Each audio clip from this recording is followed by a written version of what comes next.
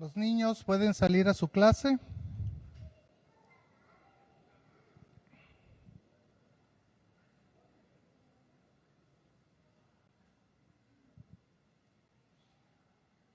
Ya se ve que estamos casi en Navidad, ¿verdad? Creo que muchos ya andan de vacaciones y qué bueno que puedan salir, que puedan estar con sus familias. Sé de algunas familias que ya salieron, ¿verdad? Y eso es bueno porque ya están o con su familia que los va a recibir o están de viaje el día de hoy.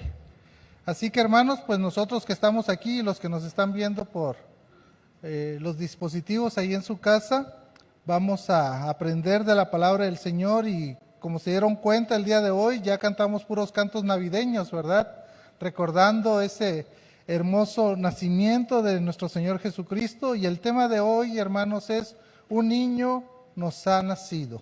Un niño nos ha nacido. Esa es la idea del tema del día de hoy, así que oremos pidiéndole a Dios de su bendición. Padre, te damos gracias por la bendición de estar en tu casa. Gracias, Señor, por estar aquí en la iglesia. Gracias por los cantos, Señor. Gracias por la seña. Gracias también por tu palabra que va a ser expuesta con toda la libertad que tu Santo Espíritu da para que nosotros podamos aprender, para que nosotros podamos, Señor, ser guiados por tu palabra. Queremos conocerte, Padre Santo. Queremos crecer en ti, Señor, para después impactar esta sociedad, Señor. Impactar nuestra familia, impactar, Señor, nuestros vecinos, impactar a toda esta comunidad, Señor, a nuestro prójimo. Señor, pido tu bendición.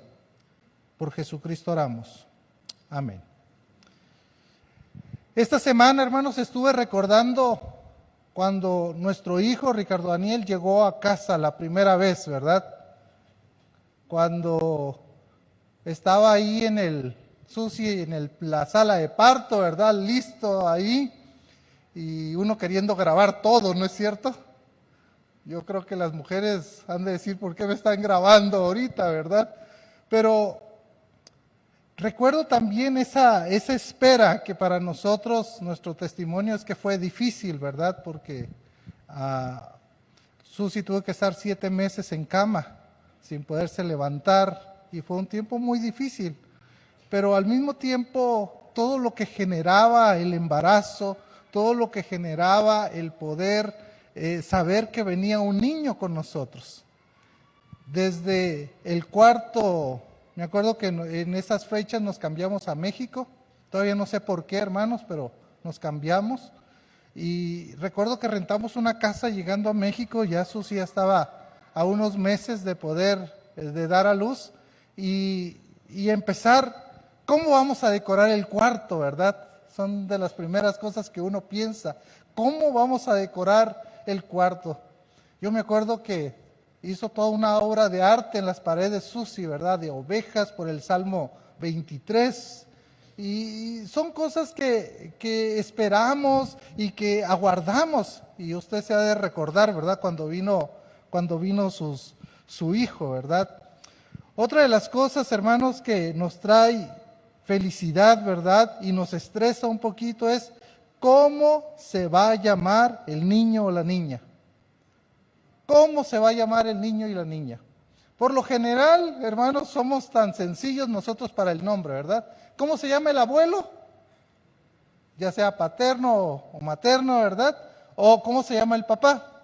Yo siempre he rogado que los papás y los abuelos tengan buenos nombres, hermanos, porque luego el bullying en la escuela es tremendo, ¿verdad? Es tremendo.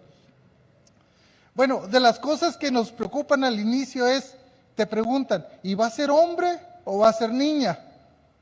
¿Cuál es nuestra respuesta? Lo que sea, nomás que venga sanito, ¿verdad? Esa es nuestra respuesta, que es hasta que nosotros entendemos el sexo de nuestro hijo. Miren, hermanos, hablando de los nombres que le ponemos a nuestros hijos, para nosotros no es tan importante el nombre. Yo le puse Ricardo porque Susi quería que se llamara igual que yo, pero yo nomás soy Ricardo Enríquez, mi apellido, y quisimos ponerle un segundo nombre. porque todos en la escuela me conocían como Enrique. Yo nunca me llamé, nunca me pusieron Enrique, ¿verdad? Pero por el Enríquez pensaban que mi nombre era Ricardo Enrique. Entonces le dije, vamos a salvar a nuestro hijo de eso, ¿verdad? Por eso estaba ahí si le poníamos David, si le poníamos Daniel, y por cuestiones familiares le pusimos Daniel, ¿verdad? ¿Por qué les cuento esto, hermanos? Porque para nosotros el nombre no es algo tan importante. Hoy en día, ¿cómo ponemos los nombres? Bueno, en mi tiempo, cuando yo estaba pequeño, o era un deportista, o era el galán de la telenovela, ¿no es cierto? O la protagonista de la novela. Era, bueno, me gusta el nombre de la protagonista de la novela, ¿verdad? Y le ponían el nombre, por eso nombres raros se empezaron a hacer famosos. O nos gustan también los nombres que tienen que ver de otros países, ¿no es cierto? Y de repente le ves la cara al niño y con un nombre muy americano, y dices, como que no, ¿verdad? Como que no, pero bueno, así le pusieron, ¿verdad? O nosotros los cristianos somos muy dados de ponerle nombres bíblicos, o palabras griegas, o palabras hebreas, ¿verdad? De repente, Geset se volvió muy común, ¿verdad? Charis o Haris, como quieran, se empezaron a poner muy común porque son palabras hermosas en griego, ¿sí? Pero todavía no conozco a alguien que se llame Shalom, por ejemplo. Sí, sí hay, aquí el experto en hebreo, ¿verdad? Sí, bueno, e Irene, nosotros tenemos la sirene, ¿verdad? Que significa paz, ¿verdad? Bueno, hacemos ¿cómo puedo decirle? Un invento del nombre, ¿verdad? Se quejaron los de registro porque había gente que le ponía Pepsi a su nombre, ¿verdad? Al nombre de su hijo, de su hija. Entonces tuvieron que hacer una regla que se llama la regla del nombre, para poder entonces que el nombre sea un nombre en el cual pues esté ahí, ¿verdad? Y no inventado. ¿Qué tal cuando querías unir dos nombres, verdad? Por ejemplo, Marisol, el nombre Marisol no existe, es María Soledad, pero nosotros le decimos Marisol, ¿verdad? Entonces, bueno, quisimos empezar a hacer o a cortar nombres, ¿verdad? Analú, Ana Lucía, ¿verdad? No, pues póngale Ana Lucía, no le ponga Analú, ¿verdad? Es que se oye más bonito, pastor. Sí, es cierto, ¿verdad? Hermanos, varias maneras. Lo que pasa que en nuestra cultura, el poner el nombre no era como en la cultura hebrea. En la cultura hebrea el nombre tenía mucho que decir. Iba acorde a la personalidad de cada uno, para bien o para mal. Tenemos un Jefté, que significa aborrecido por su mamá. ¿Sí explico? Y uno dice, nombre raro, ¿verdad? ¿Sí? Pero tenemos nombres como Jesús, que significa Salvador. Y venía exacto a lo que el Señor Jesús iba a realizar. O como vimos hace 15 días, el Emanuel, Dios con nosotros. Entonces, los nombres eran muy importantes en el tiempo bíblico. Es por eso, hermanos, que seguimos con la serie de los nombres de Dios en la Navidad.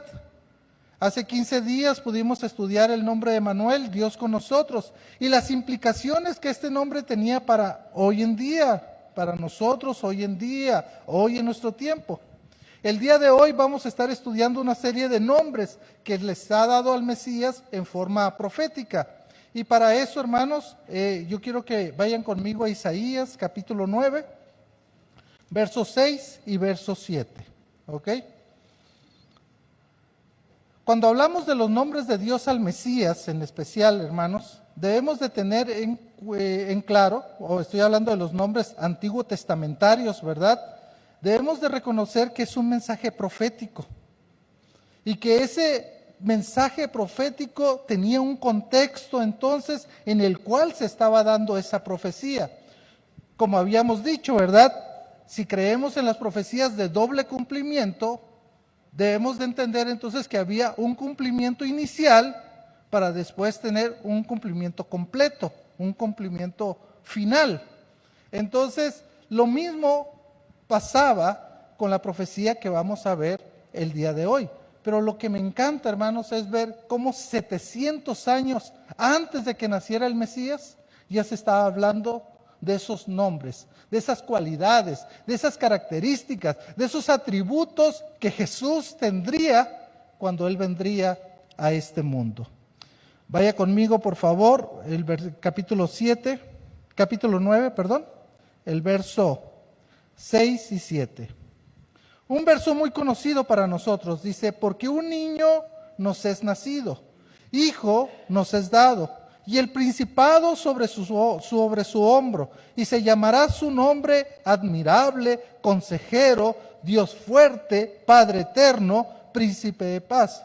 Lo dilatado es su imperio, y la paz no tendrá límite sobre el trono de David y sobre su reino, disponiéndolo y confirmándolo en juicio y en justicia desde ahora y para siempre. El celo de Jehová de los ejércitos hará esto. Una profecía que hemos escuchado, una profecía que la sabemos de memoria. De hecho, si se dan cuenta, en la parte de atrás tenemos los nombres de Isaías 9:6, ¿verdad? Los nombres. Y dice que esos nombres, si llamará su nombre admirable consejero, Dios fuerte, Padre eterno y príncipe de paz. Nombres, hermanos, que tienen que ver mucho con lo que el Mesías iba a venir a hacer. Nombres en los cuales iba a ser conocido el Mesías por esos ministerios, por esos nombres que se le ha dado. Pero déjeme ponerle en contexto la profecía para que entendamos un poco. Y la profecía viene desde el sermón pasado, donde aparece el nombre de Emanuel. Parece ser, hermanos, según 7:1, si quiere vaya conmigo ahí, dice, aconteció en los días de Acaz. Y ojo con esto, no es Acab, esto es Acaz, hijo de Jotam, hijo de Usías, rey de Judá. Entonces Acaz era rey de Judá, que Resín, rey de Siria, y Peca, hijo de Remalías, rey de Israel. ¿Se acuerda que se dividió el reino, verdad? Israel, lo que se le conocía, y lo que se le conocía como Judá. Entonces el rey Acaz era de Judá y Peca era el rey de Israel. Dice que estos dos reyes, en unión de Resín, rey de Siria, y de Peca, rey de Israel, subieron contra Jerusalén, o sea, contra Judá, para combatirla, pero no la pudieron tomar. Por eso dije hace 15 días, hermanos, que el nombre de Emanuel venía en un tiempo de crisis, venía en un tiempo difícil, en un tiempo de guerra venía. Imagínense dos reyes queriendo ir a tomar la ciudad o todo lo que se le conoce como Judá. ¿Se puede imaginar? Lo que sucede, hermano, es que este rey Acaz tiene temor y entonces va y quiere hacer una alianza con el rey de Asiria. Pero Dios entonces interviene y manda a su profeta al palacio y va y le dice, no te preocupes, yo te voy a ayudar por medio de Isaías. Es más, para que estés confiado que yo te voy a ayudar, le dice Dios por medio de su profeta, pide una señal. Más bajo que el Seol y más alto que los cielos, o sea, una señal difícil, pídela. Y Acaz dijo, no, yo no voy a tentar al Señor. Una falsa espiritualidad, ¿verdad? No, yo no. Yo ya estoy haciendo mis arreglos con el rey de Asiria para que me ayude. Entonces yo no voy a pedir señal de parte de Dios. Pero el profeta le dice, señal de Dios va a venir. Vaya conmigo, por favor, al versículo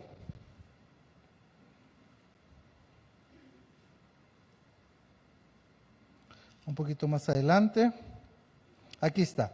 Versículo 10. Habló también Jehová a Acaz diciendo, pide para ti señal, estoy 7:11, de Jehová tu Dios, demandándola, ya sea de abajo en lo profundo o de arriba en lo alto. Y respondió Acaz, no pediré y no tentaré a Jehová.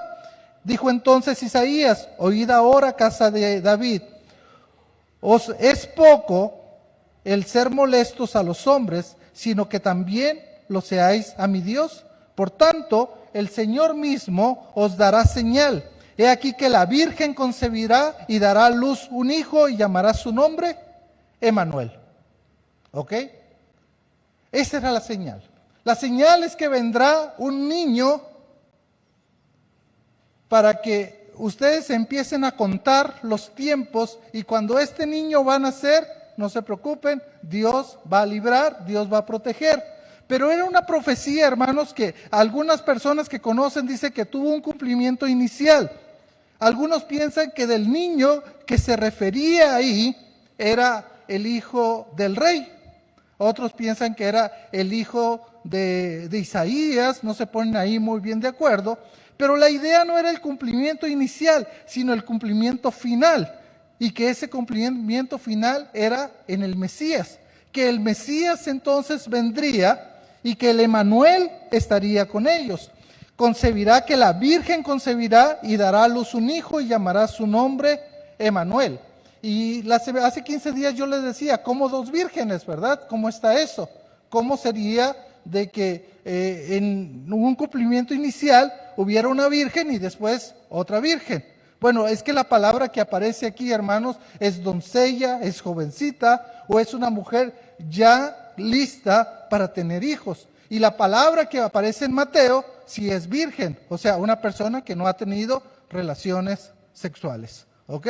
Por eso una profecía cumplida inicialmente, una profecía cumplida en la persona de Jesús, en el Mesías. Lo mismo pasa, hermanos, en capítulo 9. Ahí está, el mismo contexto sigue. Y hoy sí vaya conmigo a capítulo 9, versículo 6. Dice, porque un niño nos es nacido. Está hablando del niño. Otra vez, algo inicial. Pero no es el inicial lo que importa, sino es lo futuro, el Mesías. Eso es lo importante. Dice, porque un niño nos es nacido, hijo nos es dado.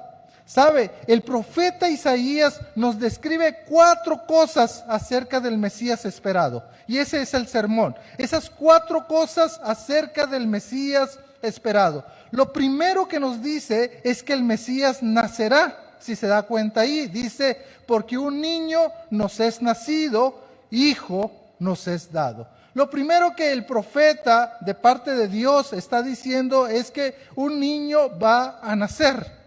Y eso es lo que nosotros festejamos en la Navidad, su nacimiento. Un niño os ha nacido. Y eso es algo hermoso, hermanos, saber y recordar de este niño de Belén que nació. Ese niño que no nació, hermanos, en el Imperio Romano, en Roma, como un líder político. No nace tampoco con los griegos, un filósofo. No nace en Jerusalén, un líder político que quería que derrocara al gobierno. No, nace en un pueblito en Belén, ahí es donde nace. Un pueblo insignificante, como decía Miqueas, un pueblito de los pequeñitos, pero de ti saldrá el Salvador del mundo. Eso es lo que está diciendo la profecía, que este niño iba a nacer. Iba a nacer, hermano, como tú y como yo. Iba a pasar el tiempo de gestación, ¿verdad? El niño tenía que aprender a estar ahí, a depender de sus padres, porque necesitaba de sus padres. Tomar forma como la nuestra, humana. Por eso era necesario que ese niño pudiera nacer. Vea lo que dice Gálatas capítulo 4, hermanos. Versículo 4. Gálatas 4:4, vea lo que dice. Dice, porque cuando vino el cumplimiento del tiempo, Dios envió a su Hijo, nacido de mujer y nacido bajo la ley, para que redimiese a los que estaban bajo la ley, a fin de que recibiéramos la adopción de hijos. O sea, Dios envía a este niño para que naciera, nacido de mujer y nacido bajo la ley. Este niño tenía que nacer, porque un niño os es nacido. Pero también dice que aparte de nacer, ese niño era dado. Y ahí, hermanos, eso es muy importante. La pregunta que yo me haría es, ¿y para qué fue dado? Ese niño, ¿para qué fue dado? Bueno, nosotros entendemos por qué ese niño ha sido dado. Juan 3:16, que es un pasaje que nosotros conocemos de memoria, dice que Dios amó tanto al mundo, que dice que ha dado. El niño dado, el Padre ama al mundo y ha dado a su único Hijo. ¿Con qué propósito? Para que todo aquel que en Él crea no se pierda, mas tenga vida eterna. Entonces, que el Padre haya dado al Hijo tiene propósitos. Y ese propósito tiene que ver con nuestra salvación. Tiene que ver con nuestra reconciliación con Dios. Tiene que ver, hermanos, con la vida eterna. Y eso es lo importante de la Navidad, hermanos. Que un niño ha nacido, sí es importante, porque gracias a Dios que nació, pero que ha sido dado con un propósito. Eso debe ser lo importante de la Navidad. Y si usted no aprovecha la Navidad, hermanos, donde nuestros corazones están sensibles a escuchar la palabra de Dios, donde tenemos la oportunidad de que como familia nos reunamos, donde tenemos la oportunidad de poder estar sentados en una mesa, recordando el nacimiento del Señor Jesucristo, si no hablamos del propósito por el cual Él ha sido dado, no valió la pena la Navidad. Tenemos que hacer, tenemos que compartir esto, que el niño ha sido dado con un propósito, porque de tal manera amó Dios al mundo, que ha dado a su único Hijo, para que todo aquel que en Él crea no se pierda, mas tenga la vida eterna. Un poquito como lo que leímos en Gálatas, ¿se acuerda? Porque cuando vino el cumplimiento del tiempo, Dios envió a su Hijo, nacido de mujer y nacido bajo la ley, aquí está el propósito, para que redimiese a los que estaban bajo la ley, a fin de que recibiésemos la adopción de hijos. Mire, hermanos, qué hermoso, nosotros somos hijos adoptados. Cuando usted platica con una persona y usted le dice, es que no todos somos hijos de Dios, como que, yo sí soy hijo de Dios. Bueno, lo más fácil es decir de una forma general, todos somos hijos de Dios, ¿verdad? Pero más bien todos somos creación de Dios. Porque la Biblia dice que, mas a todos los que le recibieron, a los que creen en su nombre, les dio el derecho, la potestad de ser hechos hijos de Dios, en adopción, adoptadito, pero usted es hijo de Dios. Usted es hijo de Dios, con todos los derechos que usted puede tener. Entonces estamos viendo, hermanos, que Isaías nos describe 4 cosas acerca del Mesías esperado. La primera es que el Mesías nacería. La segunda es que el Mesías gobernará. Miren lo que dice, vayamos otra vez a Isaías, hermanos, por favor. A Isaías capítulo 9.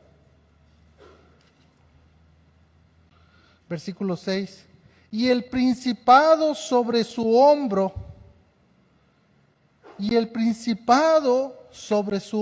me llama la atención esto, hermanos, porque algunos comentaristas dicen que el principado sobre su hombro está hablando sobre la túnica de colores que se ponía el rey para reinar.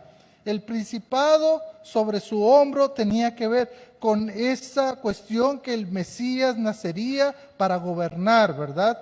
Y como dice Miqueas 5:2, ¿verdad? ¿Se acuerdan? Vamos a Miqueas 5:2, hermanos, rapidito.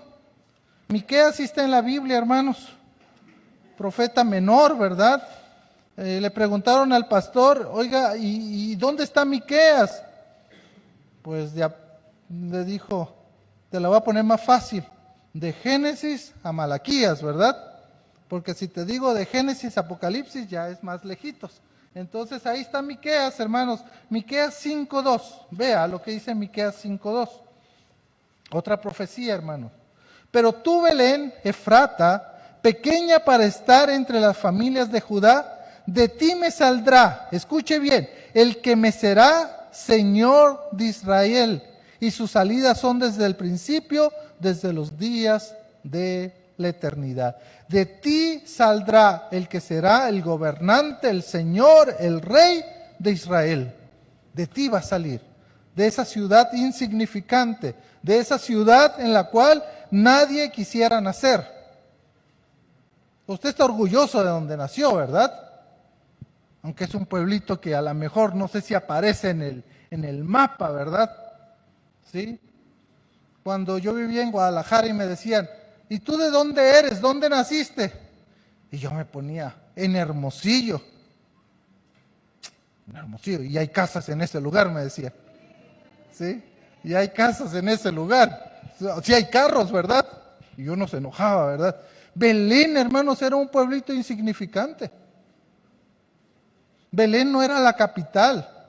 Belén no era el lugar donde la gente quisiera nacer, y mucho menos el rey que gobernaría, ¿verdad? Mucho menos ese rey que iba a gobernar. Entonces, uno debe de saber que entonces el rey y el Mesías iba a gobernar. Mire cómo traduce NTV, dice, pues nos ha nacido un niño, un hijo se nos ha dado, el gobierno descansará sobre sus hombros. Ahora, debemos de entender algo. A nosotros se nos ha enseñado que el gobierno de Jesús es en el milenio solamente. Y sí esperamos esos 1000 años donde el Señor estará reinando. Pero Jesús reina desde ahorita, hermanos. Él vino a establecer su reino en esta tierra. Él vino a establecer. Que no veamos el reino como lo vamos a ver en el milenio, eso no quiere decir que el reino reine. El rey está reinando. Y como decimos muchos, ¿verdad? Y también reina en tu corazón, porque tendemos a espiritualizar todo. Y es cierto, el Señor Jesús es el rey de mi corazón. Espero que eso sea cierto. Porque si es el rey de tu corazón, entonces te doblegas a Él y dejas que Él haga su voluntad en ti. Pero el Señor reina, hermanos. No reina como va a reinar en el milenio hoy en día. A eso los teólogos le han puesto el ya y el todavía no del reino, ¿verdad? Ya reina, pero no reina como va a reinar en el milenio. Entonces, el Mesías tendría que gobernar. Dos cosas hemos visto de lo que Isaías está diciendo al Mesías. Número uno, que él iba a nacer. Que el niño iba a nacer. Un niño os es nacido. Ese niño, ese hijo os es dado. ¿Sí? Ahora, el segundo es que ese niño, ese Mesías, iba a gobernar. Lo tercero, hermanos, es que el Mesías tendrá nombres acordes a su ministerio. Nombres acordes a su ministerio. Vea lo que dice la Escritura, versículo 6 de Isaías. Volvamos a Isaías. Isaías 9. Dice, y se llamará su nombre. Ahí está. ¿Cómo le ponemos al Mesías? Hay algunos que dicen que son 4 nombres y hay otros que dicen que son 5 nombres. ¿Por qué? Los que dicen que son 4 nombres es que unen el admirable consejero o el consejero admirable. ¿Sí? Pareciera ser que la traducción de Reina Valera nos dice que son 5 nombres. Su nombre es admirable, su nombre es consejero, su nombre es Dios fuerte, su nombre es Padre eterno y su nombre es Príncipe de paz. El primero, hermanos, admirable. Se puede traducir esta palabra como excepcional o distinguido. Es el mismo nombre que aparece en Jueces cuando el ángel del Señor se le aparece al papá de Sansón y dice, mi nombre es admirable o es maravilloso. Esta palabra admirable viene de la palabra de un gobernante sabio y de confianza. El nombre del admirable, hermanos, tiene que ver con Jesús. Y si usted ve el recorrido de la vida de Jesús, lo que vimos en Marcos, ¿se acuerda? Cómo en Marcos la persona de Jesús es una persona admirable, magnífica. Vemos cómo sana a las personas, vemos cómo habla del mensaje de Dios, vemos cómo confronta a las personas, vemos cómo ayuda, cómo alimenta a las personas, porque estamos hablando de un Dios admirable. Y hermanos, muchas veces a nosotros se nos olvida que nuestro Dios es admirable. Muchas veces pensamos que mi problema es más grande que Dios. Mientras tú tienes un Dios que es admirable, magnífico, maravilloso, descansa en Él. Si tenés problema, el problema que tengas hoy, a lo mejor viniste cargado, cargada el día de hoy, deposítaselo al Señor, porque Él es el Dios admirable. Él es el Dios admirable, hermanos. Si estuviéramos en una iglesia dirían, amén. Amén. ¿Por qué? Porque es cierto, hermanos, nuestro Dios es un Dios admirable. Pero no solamente admirable, también dice que es consejero. ¿Sabe? El pueblo escucharía al Mesías con agrado por ser el de mayor autoridad. Esa es la idea del consejero. Todo rey tenía un grupo de consejeros. ¿Recuerdan a Nabucodonosor que mandó a llamar a sus sabios, a sus consejeros? ¿Sí? Recuerde que el rey siempre mandaba a llamar a sus sabios, a sus consejeros para que le ayudaran a tomar decisiones. El Mesías, el niño dicho aquí, no necesitaba de consejeros porque Él es el consejero. Él es el consejero. Él no necesita consejo de nadie, hermanos. Él sabe qué hacer. Nosotros sí necesitamos consejero. Y por eso dice la Escritura, cuando el Señor Jesús estaba a punto de irse, dice, no se preocupen, que yo voy a enviar a otro igual que yo, de la misma sustancia, de la misma categoría, y Él va a ser el consejero de ustedes, el paracletos, el que está al lado suyo para ayudar. El abogado, pues, diría primera de Juan, hijitos, si alguno hubiese pecado, el paracletos, el consejero, el abogado está ahí listo para ayudarles. Y dice que es el Señor Jesús. Hermanos, tenemos abogado, tenemos consejero. Por eso Isaías, 700 años antes, está hablando del Mesías y está hablando de los títulos, de los nombres que tendría el Mesías. No solamente va ahí también, bueno, déjenme decirle lo que ya les comenté, que algunos opinan que los dos primeros nombres deben de ir juntos, debido a que expresan el atributo de la omnisciencia de Dios. Mire cómo resume un comentarista que me gustó. Un admirable que daba maravillosos consejos, y el maravilloso que da consejos. Me gustó mucho esta frase. Bueno, el siguiente nombre que aparece ahí dice Dios fuerte, o podríamos decir también Dios poderoso. Y hermanos, ahí usted y yo sabemos que nuestro Dios, nuestro Jesús es un Dios poderoso, ¿no es cierto? Usted lo ha vivido, usted lo ha sentido, usted lo ha experimentado, que nuestro Dios es un Dios poderoso. Poderoso es nuestro Dios. Fíjese que la idea es que el Mesías hace lo que nadie más puede hacer. Por eso el Mesías tenía que ser Dios mismo. Dios mismo. ¿Por qué? Porque solamente Dios puede hacer lo que nosotros no podemos hacer. Por eso Jesús tenía que ser Dios mismo.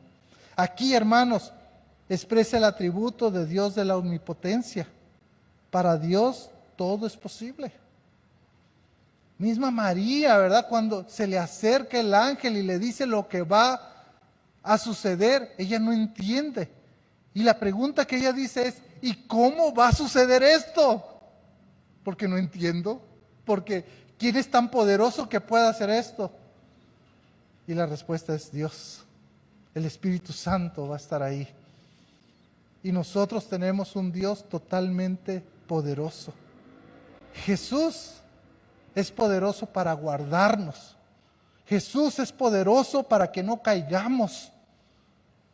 Queridos jóvenes, si están luchando, recuerden algo: Dios es el Dios todopoderoso. Dios es el todopoderoso. Es que, pastor, no puedo con esto. Dios es el todopoderoso. Dejáselo en sus manos. Él va a obrar. Otro atributo que aparece aquí, hermanos, es Padre eterno. Padre de la eternidad podría ser traducido también, ¿verdad? A pesar, hermanos, de que el Mesías es el Hijo de Dios, de que Jesús es el Hijo de Dios, también comparte o puede compartir el nombre de Padre. Yo no me recuerdo a Felipe, ¿se acuerda en esta plática que tuvo Felipe con el Señor Jesús? Felipe fue muy sincero y le dijo: mira, Jesús, muéstranos al Padre y con eso nos basta. ¿Recuerda la respuesta del Señor Jesús? ¿Cuánto tiempo has estado, Felipe, conmigo? Si me has visto a mí, ¿a quién ha visto? Al Padre. Sí, pero es que nosotros la Trinidad la tenemos bien. Es que el Padre es el Padre, el Hijo es el Hijo, el Espíritu Santo es el... Igual, imagínense, Felipe no podía concebir la Trinidad. Dios es Dios, Dios Padre es Dios Padre, ¿verdad? Y Jesús le dice: el que me ha visto a mí, ha visto al Padre. Ahora, este término, hermanos, de Padre eterno, es de un gobernante paternal. La idea, hermanos, es que el Hijo está cumpliendo esa función de Padre, de ese gobernante paternal para nosotros hoy en día. Y el último nombre dice que es el príncipe de paz. La idea es que su gobierno sea de paz. El Señor Jesús traería la paz a la humanidad. Él sería el emisario de la paz, el mismo que da esa paz. De hecho, si ustedes van más adelante, en el verso 7, dice: y lo dilatado de su imperio y la paz no tendrá límite sobre el trono de David y sobre su reino, disponiéndolo y confirmándolo en juicio y en justicia desde ahora y para siempre. O sea, el reinado de Jesús, Él como rey, sería un reinado de paz, de justicia. Y no es cierto, hermanos, que es lo que nosotros esperamos siempre, que nuestros gobernantes sean gobernantes de justicia y que nos lleven ¿a qué? A la paz. De hecho, recuerda aquella imagen, los que ya estamos mayores, ¿verdad? El sorteo de Miss Universo, ¿verdad? ¿Qué querés para la humanidad?, le preguntaban. ¿Cuál era la respuesta? La paz mundial. Porque es un anhelo y es un deseo que siempre hemos tenido. Pero el Mesías traería la paz. ¿No dice Pablo a los Colosenses que de ambos pueblos hizo uno, trayendo la paz? ¿Y sabe cuál es la cuestión? Que nosotros somos emisarios ¿de qué? De la paz de Dios. Y es esa paz, hermanos, que sobrepasa todo entendimiento, dice la Escritura, que no la entendemos, pero esa paz que puede llevar a una persona que no la tiene con Dios. Y usted es emisario de esa paz. Si no, lea Efesios, y ahí se va a dar cuenta de cómo nosotros, capítulo 2, somos los emisarios de esa paz, que nosotros debemos de llevar esa paz a las personas. La última cosa, hermanos, que Isaías habla del Mesías, es que el Mesías estaría sentado en el trono de David.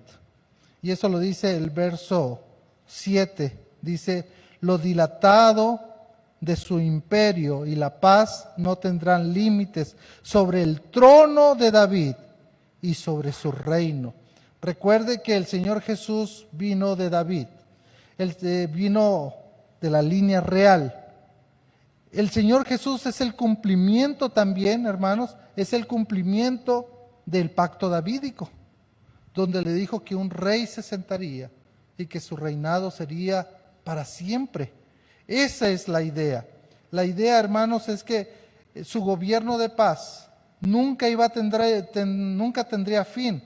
Reinará con imparcialidad y justicia desde su trono de su antepasado David por toda la eternidad. Estoy leyendo en ETV, otra traducción. Importante, hermanos, saber eso. Importante que el Mesías era el cumplimiento del pacto davídico, de la profecía de David, pero que ese reino, ese gobierno es de paz y es de justicia.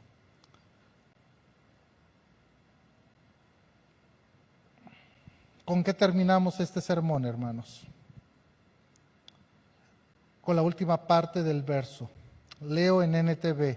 El ferviente compromiso del Señor de los ejércitos celestiales hará que esto suceda. Dice Reina Valera, dice, el celo de Jehová de los ejércitos hará esto. Esto se hará por el celo de Dios. Todo depende de Dios, no de su pueblo escogido, no de su iglesia, no de nosotros. Esta es la voluntad de Dios, que su reino milenial sea establecido entre nosotros. Esa es voluntad de Dios, hermanos. Que Él establezca su reino, esa es voluntad de Dios. Y Dios lo va a hacer porque Él lo dijo y Él va a cumplir. Y ahí tenemos otra cosa interesante de nuestro Dios. Que lo que Él dice, Él lo cumple. Y yo creo que se nos olvida esto, hermanos. Se nos olvida que lo que Él dice, Él lo va a cumplir. Si Él dijo que un niño iba a nacer, que un niño iba a ser dado, iba a tener estas características, Él lo cumplió. Él lo cumplió en la persona de Jesús. Y si Él dice que va a haber un reino milenial, nosotros creemos que lo va a haber. Hay gente que piensa que ahorita ya estamos en el reino milenial. Bueno, no les llaman milenial, ¿verdad? Sino que ya estamos en el reino. Yo siento que debe de ocurrir ciertas cosas para que se establezca ese reino, hermanos. ¿Qué podemos aprender de este sermón con lo que estamos terminando? Que si Él lo dijo, Él lo cumple. Debemos de recordar eso. Número 2, hay nombres, hermanos, en los cuales nosotros debemos de apoyar nuestra vida cristiana. Como que tenemos un Dios magnífico, admirable. Como que tenemos al consejero de nuestro lado. Como que tenemos al Dios fuerte, al Dios poderoso. Como que tenemos al Padre eterno de la eternidad. Y que tenemos al príncipe de paz con nosotros. Eso nos debe de llevar a algo a nosotros, hermanos. Confiar en el Dios en el que hemos creído. Tú estás sentado aquí, no por religiosidad. Mis hermanos que están escuchando el sermón desde su casa no están conectados por religiosidad, eso espero, ¿verdad? Están conectados porque quieren tener comunión unos con otros. Pero también, hermanos, estamos reunidos aquí porque queremos conocer más de nuestro Dios. Porque queremos vivir acorde a lo que Él pide, porque queremos agarrar confianza en nuestro Dios, porque viene una semana difícil, porque queremos, como decíamos antes, recargar nuestras baterías, ¿verdad? Para poder salir a este mundo y poderlo impactar. Recuerde que 2014, hermanos, va a ser, impactemos con el Evangelio de Jesús. Porque ya que estamos conociendo a Dios, ya estamos creciendo en Él, ahora nos toca impactar. Prepárese para impactar. Pero para prepararse para impactar, hermanos, primero hay que conocerlo. Hay que estar en constante crecimiento para estar listo para impactar la sociedad. Gracias a Dios, hermanos, que ese niño fue dado, fue nacido, que ese niño fue dado. Porque ahora usted y yo podemos gozar de eternidad, de la salvación. Pero a lo mejor hay alguien aquí, hermanos, que todavía no le ha pedido al Señor Jesús que sea su Salvador. Todavía no ha entendido la importancia del nacimiento del Señor Jesús. Todavía viene con nosotros, se sienta en la iglesia, pero todavía no ha habido un cambio en su corazón. Si eso es así, hoy es el día de salvación. Oremos, hermanos, cierren sus ojos, inclinen su cabeza, y mientras todos están así, hermanos, orando, yo quiero hacer una invitación. Yo quiero preguntarte, tú que nos visitas, tú que estás aquí, que has venido, pero que nunca le has pedido al Señor Jesús que entre a tu corazón. ¿Por qué no le dices en este momento, Señor Jesús, he entendido la importancia de tus nombres? He entendido, Señor Jesús, que viniste con un propósito para darme salvación. Señor, quiero recibirte en mi corazón. Quiero pedirte que entres a mi corazón, laves todos mis pecados y que seas mi Salvador. Señor, estoy seguro que si muero hoy voy contigo a tu presencia, porque eres mi Salvador, porque me has limpiado de mis pecados. Todos orando, hermanos, con sus ojos cerrados, quiero preguntar, ¿hay alguien que hizo esta oración en su corazón? Yo quisiera pedirte que levantaras tu mano para saber. ¿Hay alguien que hizo esta oración? ¿Alguien? O ya todos somos hijos de Dios. Si es así, gloria a Dios. Padre, gracias por tu palabra. Gracias por estos nombres hermosos, Señor, que vemos en la profecía de Isaías, 700 años antes de que el Señor Jesucristo viniera a este mundo.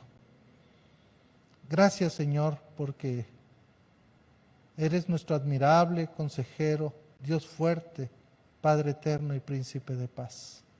Gracias por tu amor.